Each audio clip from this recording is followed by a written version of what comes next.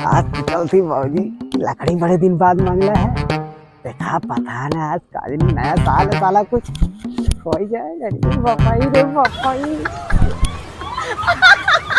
अरे बपाई रे बपाई, आ तो गई नहीं। ए भाजी लकड़िया मंगौले रहू ले आए। अब बहुत देखा जौन कहले रहलू ने तो पुड़िया बेने मिली, बेने तो हैप्पी न्यू ईयर है।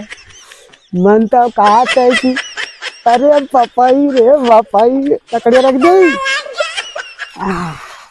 बैठा कौन सार देखत तो ना है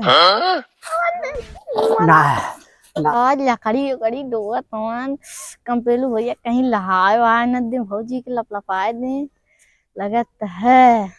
ए भाजी लकड़िया तो ले आई नहीं, देखा जौन कहले आलू भुलाया नहीं है, बेने हैप्पी न्यू ईयर है वही लगले।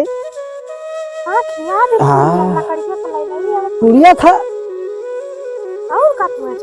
अरे बाप रे बाप, फिर कहले आलू बियाहवा करावे हमार बहनिया जन तारावती बेने।